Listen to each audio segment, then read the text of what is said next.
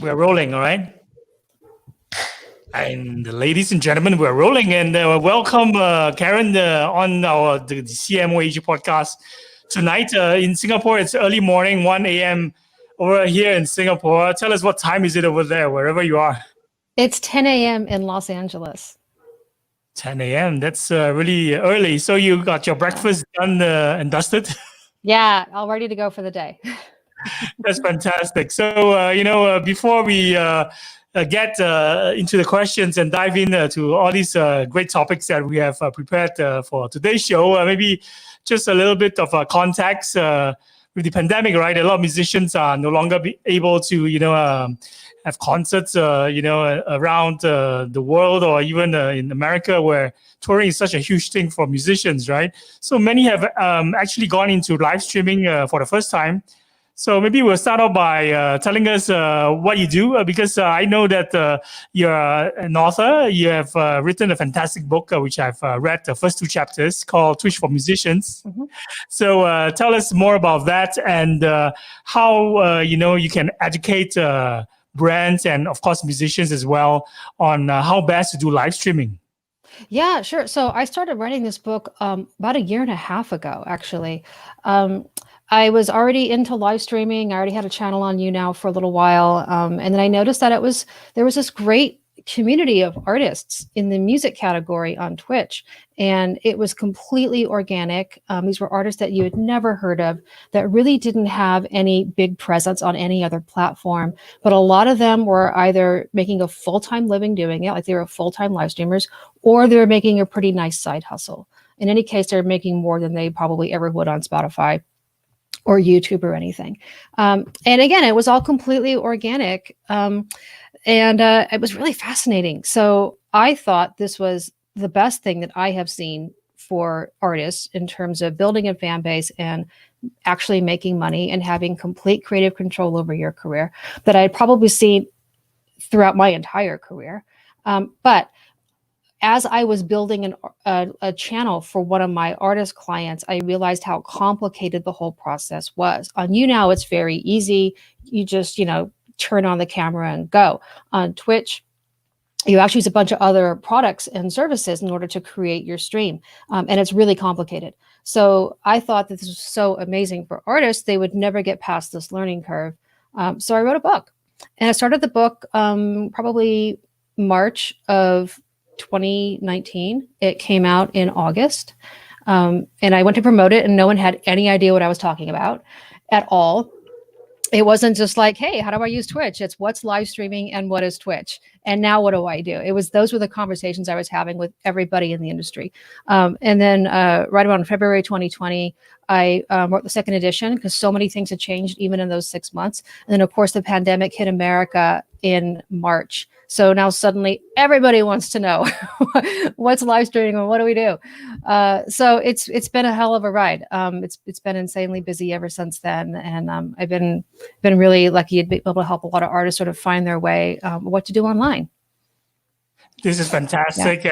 And we know that live streaming is a completely different beast, right? From the other social media content platforms that we know. Mm-hmm. So Facebook, Instagram, and Twitter are so popular with proven strategies, and all these things are already in place. But, even the newer platforms like TikTok, which I'm currently quite active on, they also are quite similar enough at a core where we can apply like the same principles to them. So for our audiences, right, 80% of them are CMOs, they are marketers.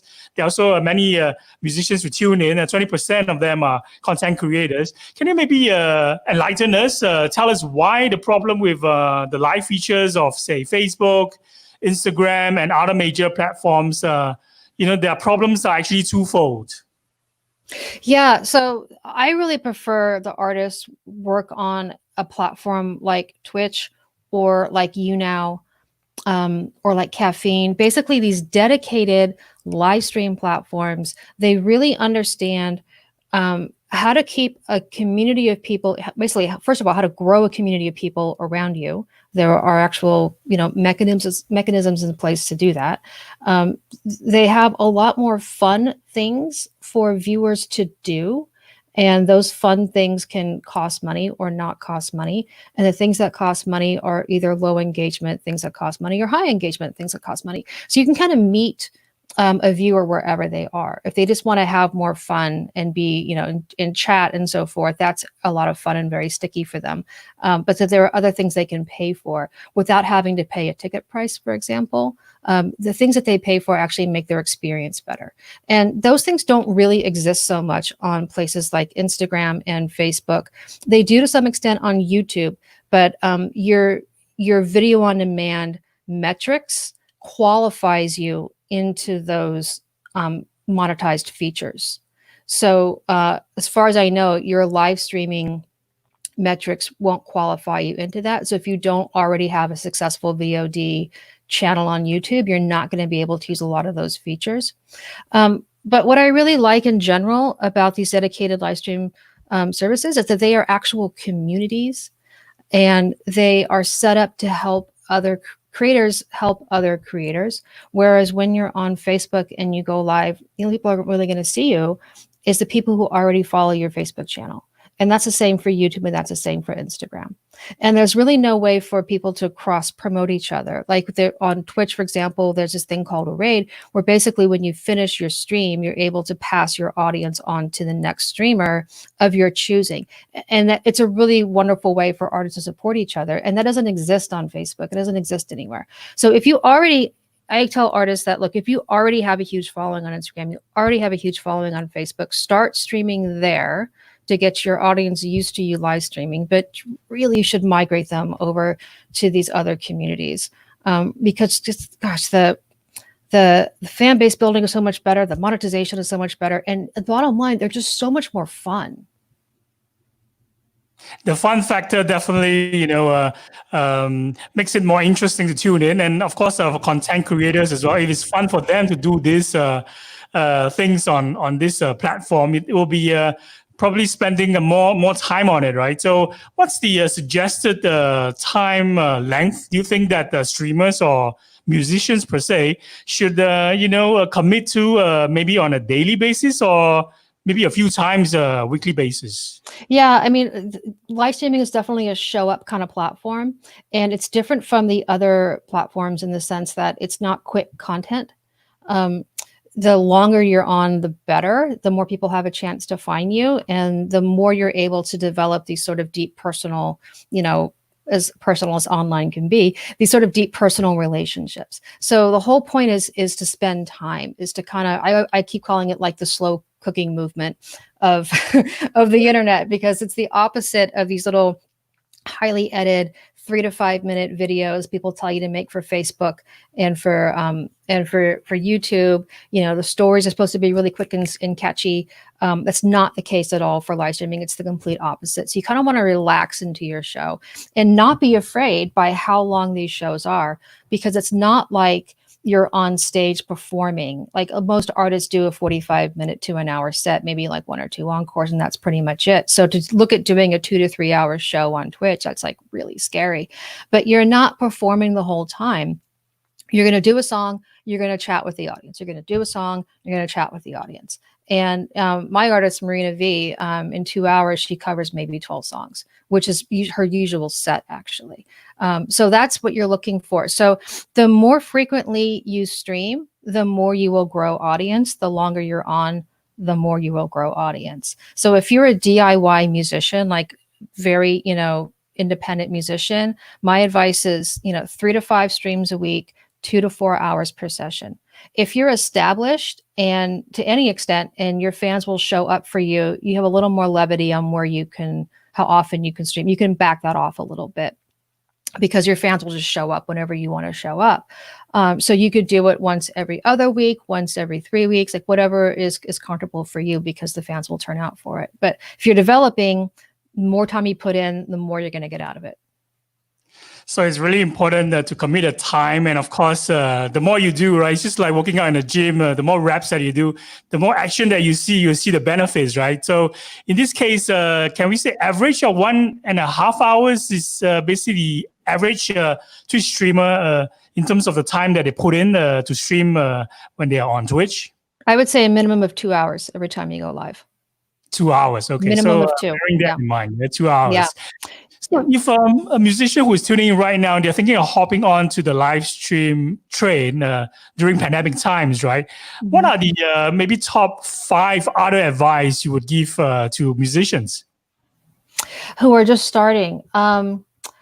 I would, because there's so many options for how you can create your stream.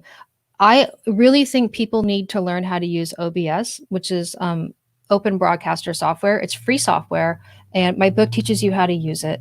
And you're just going to have the most creative options. And there's a bunch of others out there. There's StreamYard, there's Lightstream, there's a bunch of others you can use. But I always keep going back to OBS.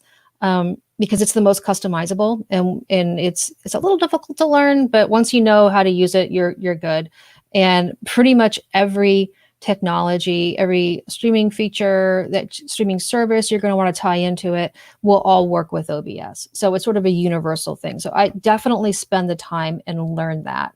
The next thing I say is spend time on Twitch in the music category. Really spend time looking around. Spend an hour or two, in someone's stream. Try to find artists that you would share audience with. Maybe that not are exactly like you. If you're a female piano player, you don't need to go find all the female piano players, but find people who are doing your kind of music and seem like your kind of people, and become a part of their communities, because you're going to end up cross-promoting each other, and their fans are going to come and watch you, and your fans are going to go watch them. So I sort of liken it to, when you move into a new city and you're an artist and you want to start playing shows, you go to the clubs, right? And you go see the bands you like, and you go say hi to them. Hi, I'm new in town. It's the exact same thing, except that it's online. So that's the way you can think of it. If you just kind of put your musician networky with other musician hat on, it becomes very easy. So definitely spend time on Twitch, like figuring out like who the artists are. And while you're there, really pay attention to what people are paying for, what kinds of emotes they like. So emotes are like emoji. On Twitch, you can create your own emoji.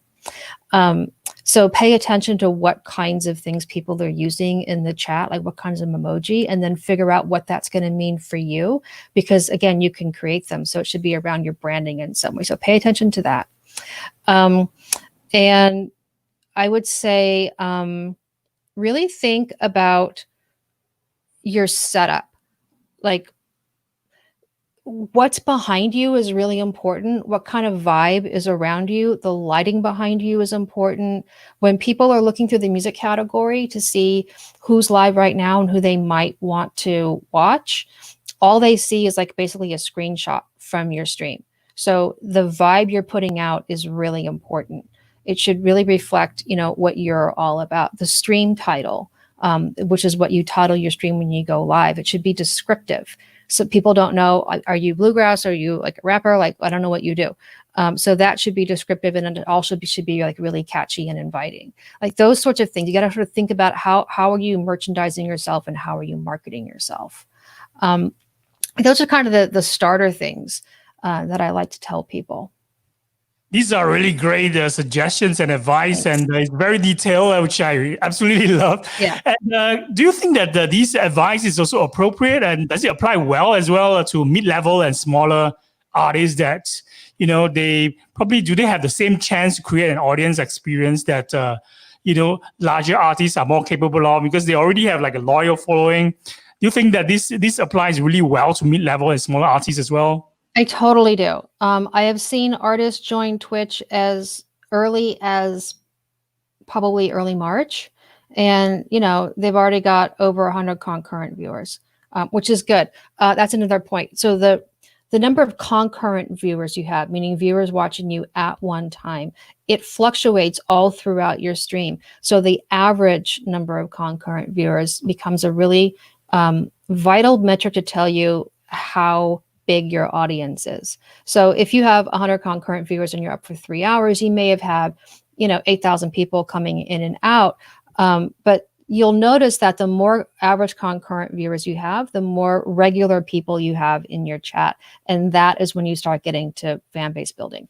And I've noticed that people who are over 100 concurrent viewers are generally making enough money for it to be, again, a really nice side hustle. Or some people, depending on their expenses and how often they go live, can actually do it full time. So that's sort of like a good benchmark metric as well. If you're under 100, you're kind of considered to be still growing. You need an average of 75 concurrent viewers to make partner with Twitch. You can monetize on the affiliate level. There's two different monetization levels, affiliate and partner. But once you make partner, then Twitch starts to help promote you, and you get more emotes, and it's kind of a badge of honor. Also, there are two workarounds for getting to affiliate status. Generally, you have to have stream for a certain number of hours, a certain number of average concurrent viewers, and all these sorts of things. But if you want to bypass that, then you can join the SoundCloud Pro subscription. And SoundCloud will fast track your affiliate status and get you in right away. And if you have an account on Bands in Town as an artist and you have at least 2,000 people tracking you, then they will fast track you into affiliate. So that's a way to be able to make money on Twitch from day one as an artist, either through SoundCloud or through Bands in Town. Wow, these are amazing workarounds. Yeah. I think if we didn't have a chance to interview you on this show, most CMOs or musicians or brands, they would never find out, that these are great ways, to get around all this, criteria, right? And can we say that the live streaming, with its popularity, and it's going to grow exponentially, in the years to follow, will it ever replace live music, in your own personal opinion? I don't think it replaces live at all. I think they're two different experiences. I think nothing replaces seeing an artist do a set with a band behind them and lights and a bunch of people watching them. Nothing really replaces it. I worked with Twitch artists for a long time, and we actually, when we could do shows, I put shows together for them in Los Angeles. We did a big showcase at TwitchCon last year, which was a lot of fun. And it's a different show.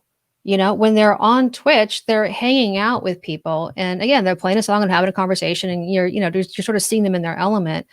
But then they become like this rock star on stage, and it's just a whole different experience. And I think there's appetite with viewers and fans, to have both experiences. And I definitely heard artists say that, what they do on Twitch sort of feeds people's appetite to go see them live. Like when they go to a show, like they have more people come out for it because they got to know you, they hung out with you, they know all the songs now. And it's totally different. It's totally different. So I don't think one cannibalizes the other. I think actually one fuels interest, for the other. And I don't know if you have this where you are, but here in America, there's a whole drive-in concert concept happening. Like all these old drive-in movie theaters that maybe weren't operational or barely operational, now hosting concerts. Walmart is turning their parking lots into, drive-in theaters on the weekends and drive-in concert places. And I've heard airports, because there's not a lot of travel right now, they're turning, their long-distance parking into these event places. So there's still certainly, people still want to go see live music for sure. Nothing replaces that. That's really exciting. That's like, signs that, attending concerts is coming back and is returning, because all these possibilities and using venues like that means more places for cars to be parked, right? And it's like one concert, I think I read online recently, there was a Nashville drive-in concert where like 700 cars showed up, right? So that's like every car can maybe carry additional like 3 or 4 people. Mm-hmm. So that's like in terms of a total number of attendance, it's over 1,000 for sure. So that's a really great number, a healthy number, especially right now where there are so many social distancing rules in place. So this is a great way to get around it. Do you think that where Twitch and YouTube are doing things correctly, right, in terms of like they have very similar monetization program? Mm-hmm. And you mentioned earlier as well, it has to be made fun for content creators and for the audience as well. So are these two areas where they really get it right? And do you think that there are ways where the likes of Instagram and Facebook can catch up with the likes of Twitch and YouTube? They're going to have to do quite a bit to their platforms to catch up, again, because the discovery is simply not there. If you go to the live section on YouTube, you're only going to see a handful of currently live streams. Whereas if you go to a category, whether it be a game category, music category on Twitch, you'll see every single stream. So the promotion just simply isn't really there. Also, the way they monetize is YouTube is a lot closer, but again, it's really hard to qualify into that. And I just don't think it's as fun in general. Facebook has a long way to go with their monetization. And actually, Facebook put quite a bit of money into Facebook Live when it first came out, like 2017, I think is generally 2016 is when it kind of came out. They put a lot of money into major companies creating content for live. But the way that all those companies were creating it, they were creating it kind of like television, kind of like a Good Morning America live segment, right? So there wasn't like a lot of interaction with the audience. It was just, here's our show, but it's live, which is sort of missing the whole point of being live.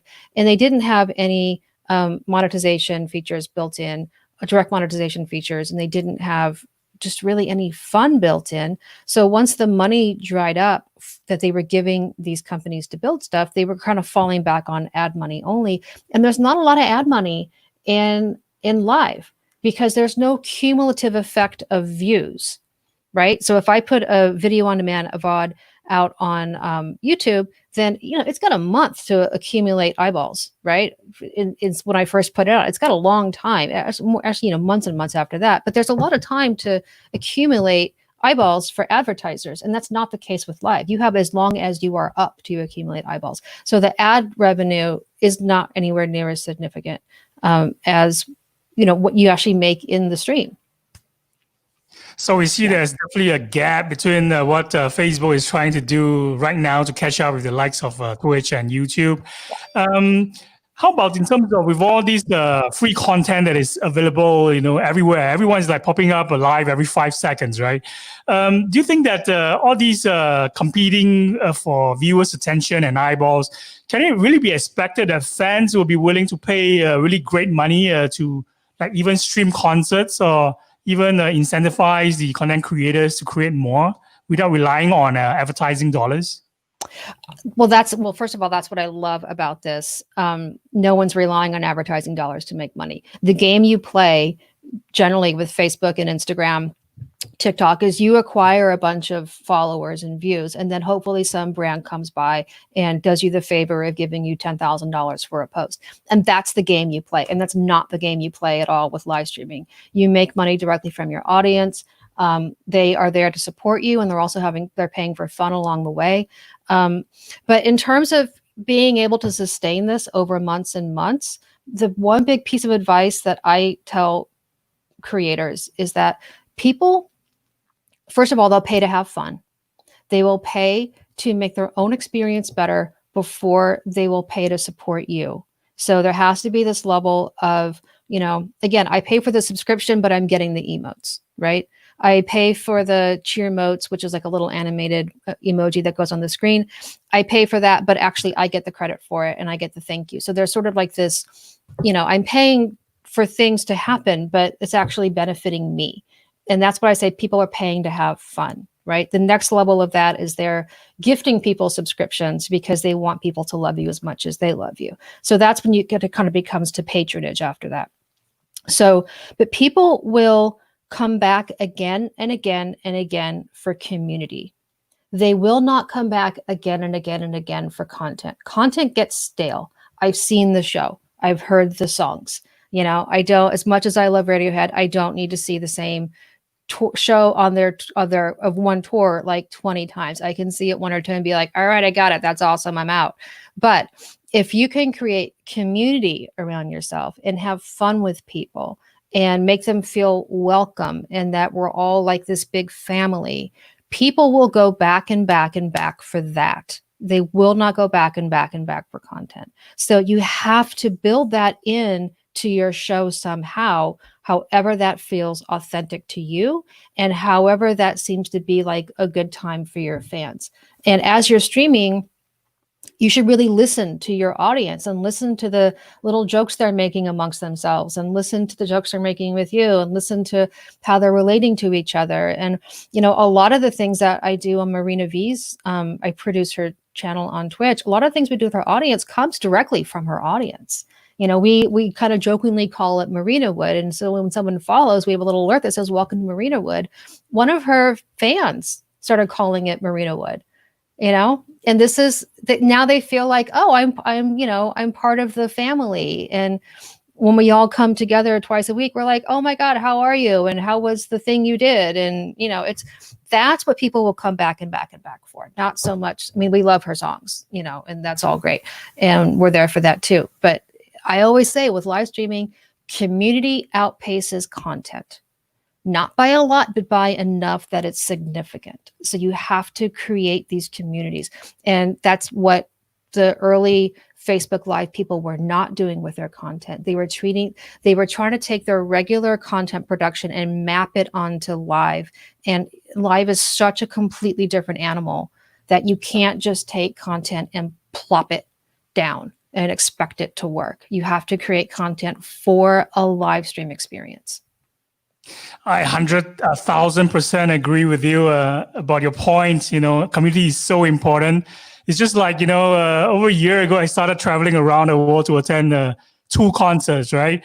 And I kind of already know what songs they're going to play, you know, and I even know the set list, you know, and how the band would normally, you know, play their live songs, you know, in every city that I go to. But the thrill for me is the ability to be able to connect and interact with fans from different cities, different countries. So now that with the pandemic, affecting everybody, right? So the best way to do that is virtually online and actually exchange interaction and ideas, or even giving inputs, or giving some comments about what their favorite artists are doing online in real time, and being able to get that feedback in real time back. So I think that's something that fans continuously will look forward to, even though, playing or attending concerts is now impossible right now, even though the driving concerts are coming back.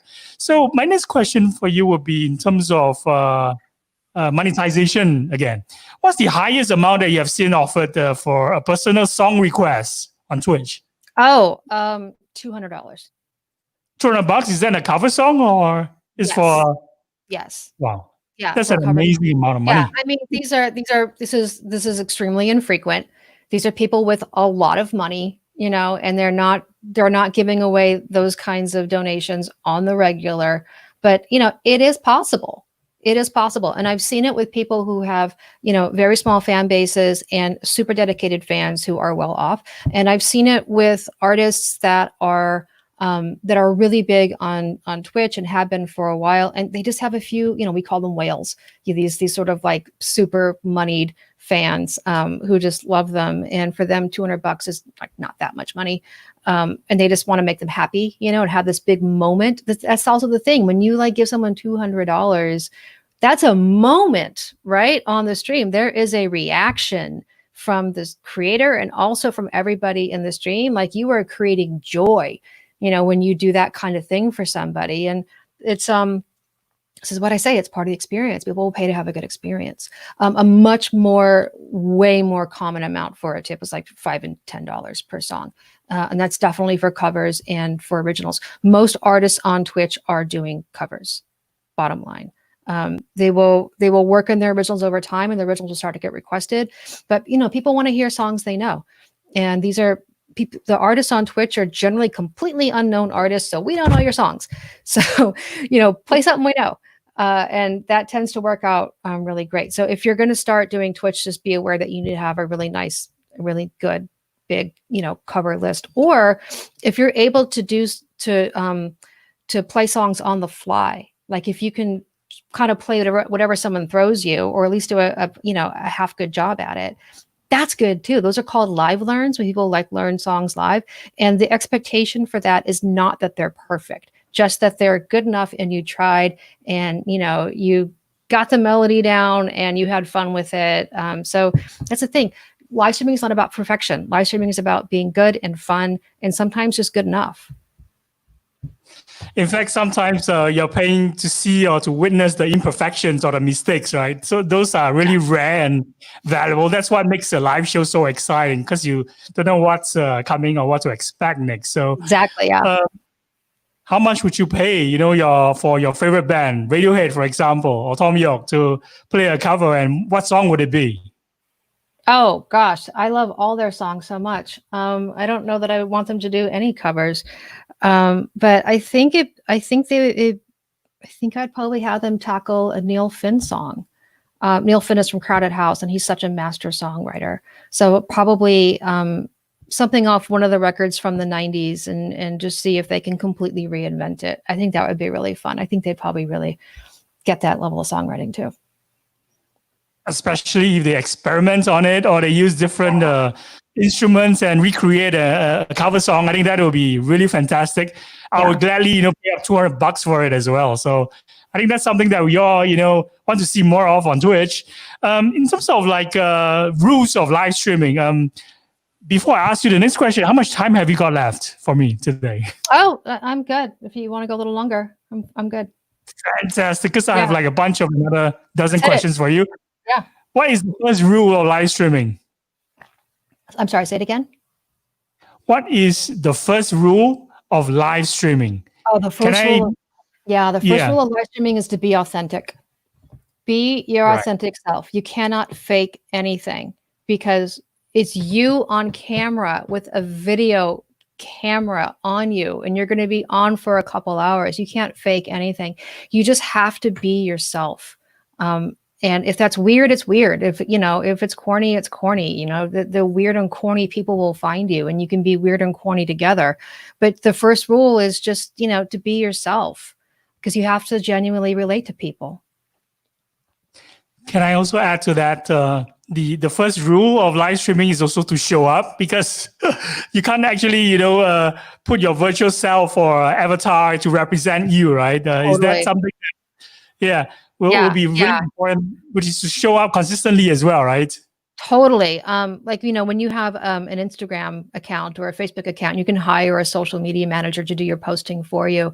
You can't do that. You gotta show up. You gotta be there every single time, and you gotta bring energy. And it can get really, exhausting. And streamer burnout is real. People who've been doing it for months and months and months they kind of hit the wall, because it seems like it doesn't, because you're just like, what are you doing? You're sitting there talking to people and playing some songs. Like, what's that about?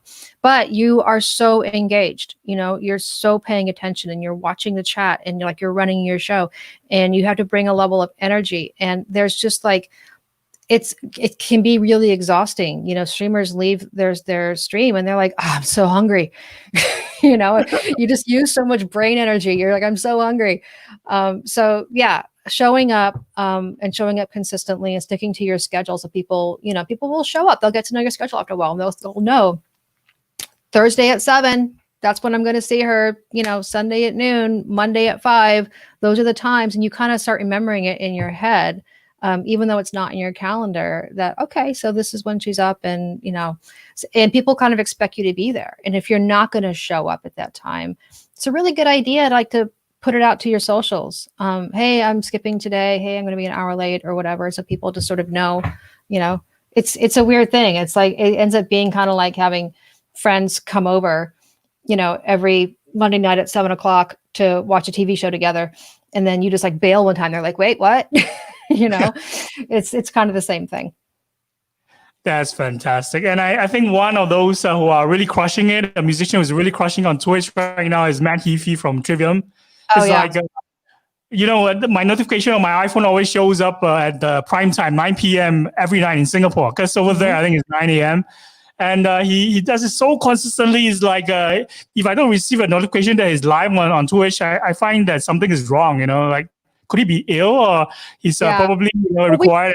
These are actual rock stars. These aren't, he's not a full-time streamer. He's an actual rock star that has actual rock star stuff happening in his life. We kind of forget that because he's on there so much.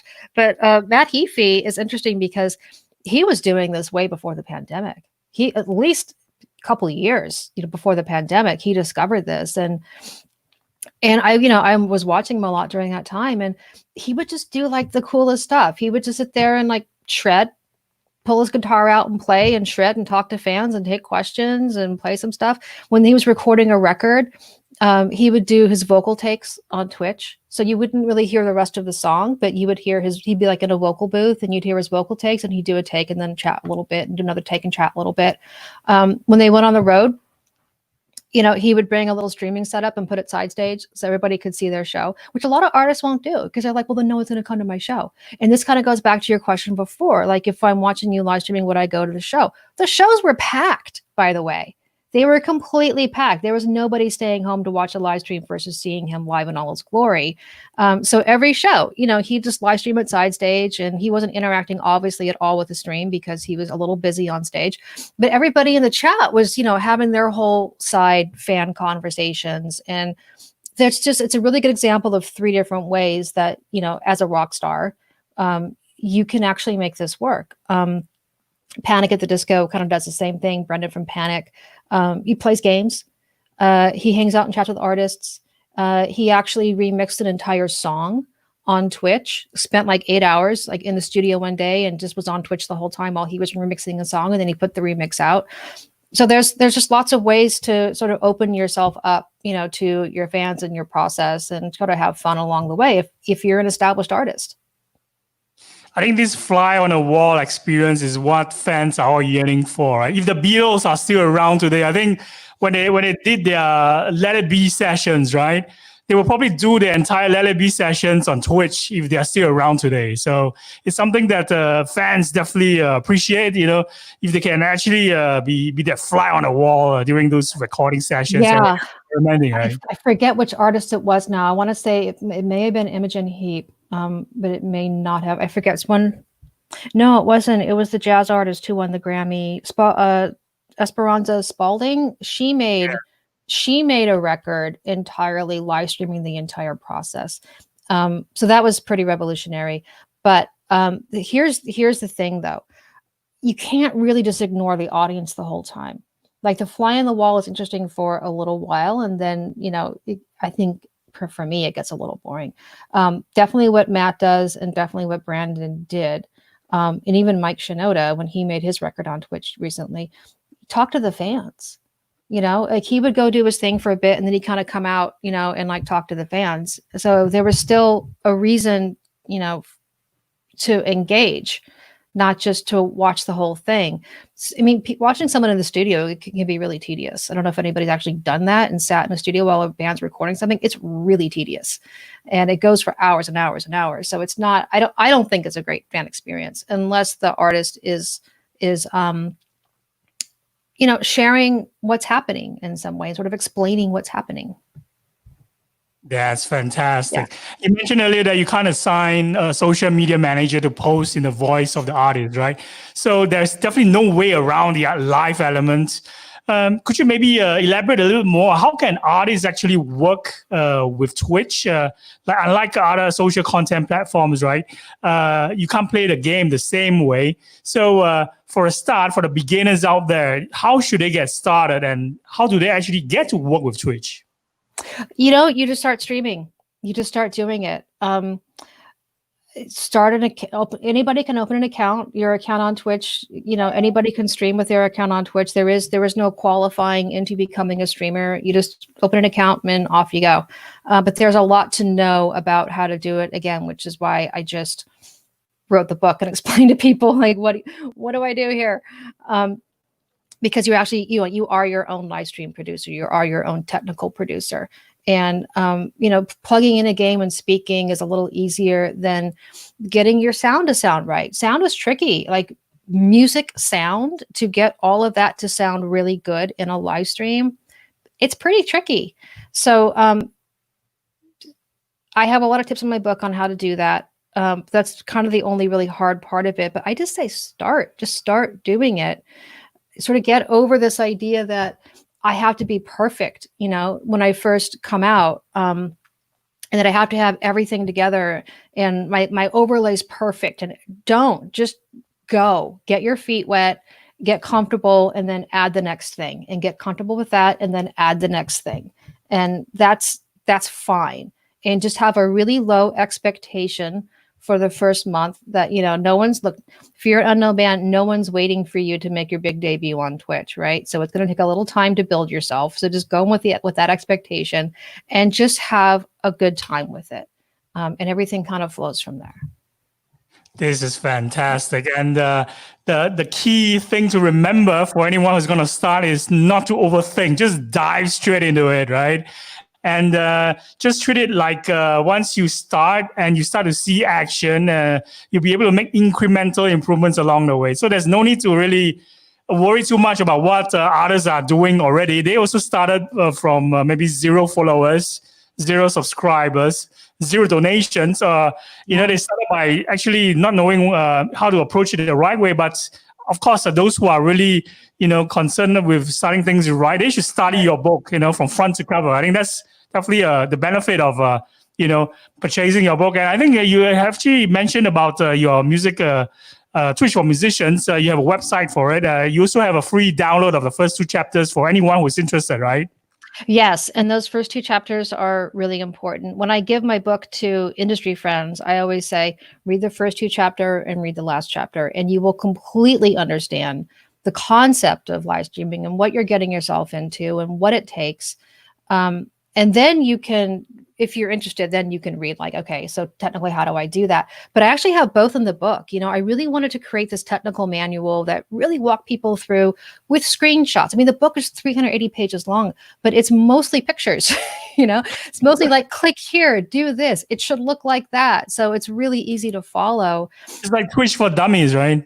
It is like Twitch for Dummies for sure. And then I really wanted people also to be able to understand what the medium is, what the platform can provide, what people are there for, and how to provide that for them, because they're there for different reasons, and what they get out of it is different than what you're used to giving them on Instagram and Facebook.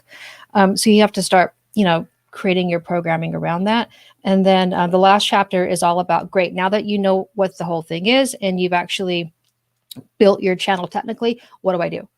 What do I do when I go live? What do I do in between my streams? What do I do after my stream? What do I do? So the last chapter is just a bunch of just general advice on, again, how to network with other people, and, what do you do when you're live, and all the things that, the little stuff that would take you months and months and months to figure out. I just tell you in one chapter. So we're going to maybe segue a bit to the pandemic, the coronavirus crisis.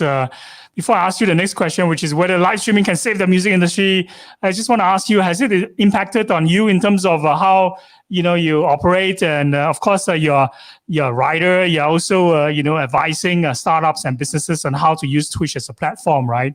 And you also consult and you manage some artists on Twitch as well. So has that really affected your routine in terms of how you're able to be productive? And were you stressed out in the beginning of the pandemic when you realized that things are gonna accelerate, or maybe be harder for you, in terms of your business? Yeah, so it's been interesting. I pivoted into live streaming almost, full time when I started writing this book. So I was set up for this to happen, but the first 6 weeks were just a complete nonstop, doing so many, podcasts and webinars and press, and sort of getting the word out there that, hey, don't panic. There's actually a very healthy music community that's sort of waiting, for the next flow of artists to come in. And it's actually really beneficial. There's things you can do, and sort of getting that word out to people who were ready to listen. After trying to tell people for 6 months and no one knew what I was talking about, it was, the circumstances were not great, but I was really happy that artists were finally, able to discover this, and in a moment where they could spend time on discovering it. And that's a huge thing. A lot of people just don't have time to put into this and figure it out. And when your job has stopped and your touring has stopped and your release has been postponed, guess what? Now you have time to figure this out. And people have. So that's been really great. I also do a lot of live stream production. So I produced 24 live streams in 24 hours for the Grey Days release. Grey Days is Chester Bennington's first band. He's the lead singer from Linkin Park. He passed away a few years ago. His first band was Grey Days, and they put this record out for songs that they had made, 20 years ago. Phenomenal record. And the response from the Linkin Park fans has been completely overwhelming. So we did an album listening party, worldwide album listening party. Each fan hosted their own live stream. So I taught 24 people how to live stream and then babysat their streams over 24 hours. We started in New Zealand. We ended up in Los Angeles. It was really just such an incredible experience. And I've been helping them with a few things beyond that as well. I also produced the Road Nation Roadless live stream on Twitch, which is 5 bands and 1 MC every week, 5 different bands and 1 MC every week. And everybody is remote. No one's in a studio. So I produced that. And I'm about to do a really fun show with Flume, which will be out this week on July 16 and 17 on Twitch. And that one's really fun because they're not going to be live at all. They're actually going to run a concert they recorded from Red Rocks last year, because they were going to do a bunch of Red Rocks show this year. And of course they had to cancel. So they wanted to take the concert movie from last year. So we're going to be doing a bunch of interactive fun things for the fans in the chat and sort of also on screen. So while they're watching this concert video, they can have a lot of fun with each other. They can earn loyalty points. They can spend the points on merch. We're doing a big giveaway at the end. We're having lots of fun things that are animated on the screen that they have control over. Like, we're basically taking what would normally be a very flat, live, but essentially a video on demand, and making it a real fan party. And that is really exciting. So I help artists and labels and others figure out, okay, what do we do? I wrote a book on Twitch and I love Twitch, but I actually know just about everything about every platform. And I've been in this business for a really long time. So I'm great at understanding where artists are in their career and understanding, not everybody is cut out to be on camera, for 2 hours as themselves. Not every artist is really comfortable doing that. So if they're not comfortable doing that, I'm not saying that Flume is not comfortable doing that, but if you have an artist who is not comfortable sort of opening themselves up, they're a bit of an introvert, it's not their jam, we can find other things for your artist to do, mostly for your fan community to do. It's really, again, it's more about community than it is about content. Community outpaces content. I would say it's 60-40. 60% community, it's 40% content. So it's really about keeping your fan community excited. And what can we do for them? And that could be you doing live stuff. It could be you showing on-demand stuff. There's so many ways to do it. Again, which is why I say people need to learn OBS. Because if you don't use OBS, then you can't program all these things in, because it's such a flexible program. Everything is made for it. Anything you want to throw at it, it can handle. But if you're on a simpler kind of format, you can't always do those things. So just learn OBS. It's a little difficult, but I make it really, really easy. And then the world's kind of your oyster with whatever you want to do. You have just inspired me to really dive into the OBS world immediately after this, because I actually tried using OBS for a while. I think that was before the pandemic started. I really love the Mac version. I think they had a new update during that time, and yeah, they do. Mm-hmm. Yeah, I used it to restream some of my old podcast content, and it was really fun. But after that, I discovered StreamYard, and I realized, it's easier for me. It's like lower entry level in terms of like you don't really have to get over worried with too many buttons to press, for example. So maybe for the artists who are less tech savvy, they should maybe start out with simpler ones, and after that, go into the more advanced ones like OBS, right?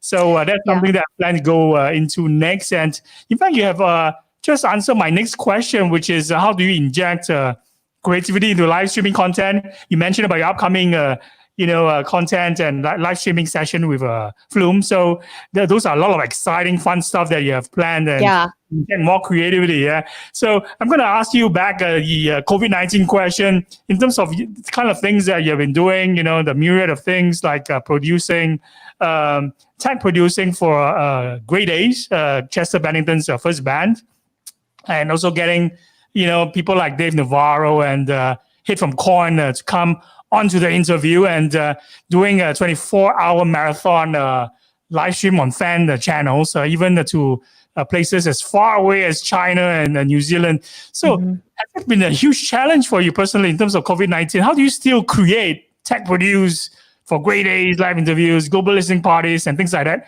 and keep on rolling out content for all the artists that you also manage, all concurrently? How do you manage that?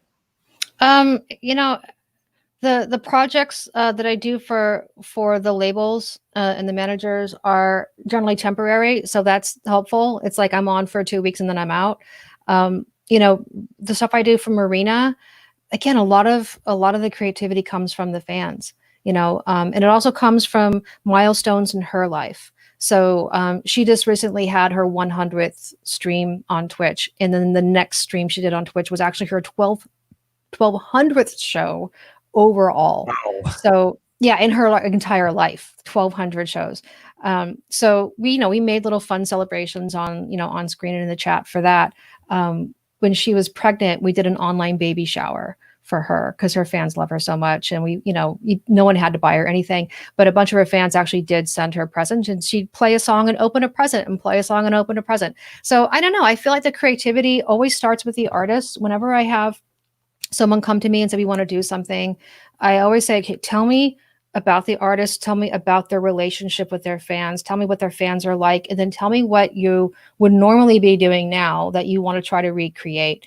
So I never say, hey, here's all the options, what do you want to do? I'm like, I always start with the artist and what's in their heart, what's up with their fans, what would be fun for the fans.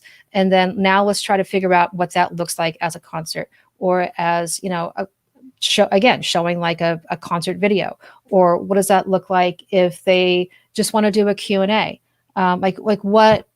There's so many things you can be doing with live streaming.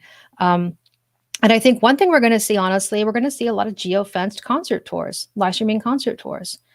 Because you can geo-fence a live stream. You can be like, okay, we are doing our tour, and on this date, only people in the Cincinnati area are going to be able to watch the live stream. And the next one, it's going to be only people, in the Kansas City area are going to be. So, and I think that's really interesting because there's something to be said for people who are all physically in the same space, right? And kind of going through the same experience and don't necessarily know each other, but like people in LA, like we don't know each other, but we're all Angelinos, and we have a certain way of relating to each other. And like, we know all the news that's happening, and we know we're in a heat wave, and like, we know all these things, and we're just sort of able to come together for a moment and, create this little community that we understand each other. So I think that there's a lot to be said, for doing these geo-fenced live streams, because it's just such a great community component. And that's another way. It's another way of doing your tour. In this case, people aren't coming back and back and back for community. They are coming back and back for content, right? Because it's a different show, and it's the same like when you were normally touring and you're in Cincinnati one night. No one in Cincinnati is going to go to Kansas City to watch the same show. So you don't have to pull the community string so much. You can kind of do your show and maybe even just do the same show. And for some artists, it's a real relief, because for some artists, their show, it's a lot of triggers. It's a lot of sounds that are already programmed. They don't, they're not just guitarists who sing and they can play whatever. Like, the show is figured out. Like, there's a reason why the set list is in a certain order. There's certain, just like the way the show is set up is they have background vocals that come in at certain times, for example. They have certain things on tracks. So it's hard for them to not do their show the way that they've rehearsed it. So for those kinds of artists, these sort of geo-fenced live stream tours are really great because they can just do their show and not have to have the pressure of being spontaneous when they really can't be spontaneous. Like Nine Inch Nails can't be spontaneous. They can't be like, oh, let's do this song. Their show was programmed, right? All their songs they're in the equipment. They have to do things in a certain order, otherwise the whole thing goes fluey. Whereas Taylor Swift, she can totally do what she wants. She's a guitarist and a singer. She can do whatever she wants with her show. So yeah, there's just certain mechanics of a live show that are hard to map onto a live stream experience. And that's another thing that I can really help, managers and artists through. It's like, then what do we do? If we're limited by, what we can actually play and, everything is pre-programmed in and, we just sort of play on top of it. Like how do we create those moments of spontaneity? And so, yeah, there's just so much interesting things you can do. And I'm having so much fun watching artists come up with stuff that I even never thought about that they can suddenly do. It's like, wow, that is actually really cool. We should do that. Mention about one of my bucket list bands, Nine Inch Nails. I've watched them in Singapore and in Thailand. So one of the things that I really look forward to is maybe Trent Reznor doing a Twitch live stream and maybe have a chat with his lighting crew, right? And maybe walk us through the whole programming process when so you actually cool. plan a show. Yeah, that's something that we really love to hear. Like what was the process when they prepared a show in Bangkok or versus the one that is in US or in Singapore? So there's like different contexts, different environment and conditions. So different topics that I can talk about. This is like a brand new series of how to do a show in every city, right? So that's the kind of things that we want to see and want to hear live. Right, and it's a really good point with Nine Inch Nails because their light show, the production of their show is so much a part of the actual concert. Just the way that they build tension, and his designers are some of the most creative and ingenious designers, doing stage production, hands down in the whole industry. So I can see how he'd be like, but that's part of it. I can't just do the song, right? Like that's part of the presentation of it. So they want to make that part of it. And there's a flow to it. Like you kind of go on this journey with them, which is why I'm saying some artists just can't be spontaneous. But yeah, I would totally love to have a little, behind the scenes pre-concert, thing. Okay, so now we have this LED screen here and we have this LED curtain here, and then this is going to come out, and these, because just watching the show with bands like that is half the fun, of going to the show. Exactly. So it's like those kind of content we really love. We're gonna speed things up with maybe a speed round. So I'm gonna throw at you a bunch of questions really quickly. So are you up for it? Yeah, let's do it. All right. Describe the first live stream you made or tech produced that you were proud of. Oh, mine. I know Mine. When I was on YouNow, I started on YouNow in 2016 because I was so blown away, and I just had to figure it out. And technically, it was really, really simple and easy. But I learned everything I needed to know about live streaming just by me being on camera and doing Q&A. My whole thing was Q&A with teenagers because YouNow's all teenagers and it's video and I'm not a teenager, so I can't fake this. So I basically did Q&A with an adult. It was kind of my thing. And it was, I learned everything I needed to know from the 4 months or so that I did that. And it's guided everything I've done since. So I'm probably most proud of having the courage to put my damn self on a live streaming platform with a bunch of kids who don't know me from Adam, and put myself out there and really just learning it. So this is brilliant. Okay, moving on quickly. What are some musicians that has inspired your music tech identity today? Any live streamers that you love? Who are your other influences? The live streamers that I think are super cool. I'm really into this band called Fantastic Plastics. I actually brought them onto the platform. But they've done so many cool things with it. They do so many cool things with green screening. They put on green screen clothes and put stuff on themselves. They're really, really inspiring in what they do. They really are trying to take it to the next level. And I really dig Code Orange Official on Twitch. They're fairly new to it. But they do some pretty cool stuff. They're just, kind of riffing and making music and have all kind of visuals behind them. And I don't know, I think it's really cool. Let's move quickly. What's a day in the life of a live streaming expert like? Unpredictable. It is constantly trying to learn.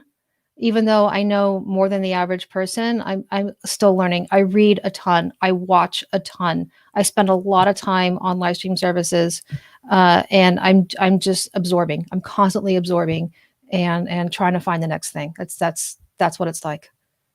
We have 30 seconds until we hit the 1 hour mark, so I gotta have time to squeeze one last one. What's the hardest lesson that you've learned working in America? The hardest lesson. That's a good question. Chase your money. Get people to pay you. Get people to pay you. That's the hardest thing is getting people to pay their invoices. It's the same thing that, same challenge that the musicians and artists face, right? Monetizing what they do for a living, what they love. So it's always the monetization part, which is the hardest. But, if you keep going at it, continue to see action and be patient, right?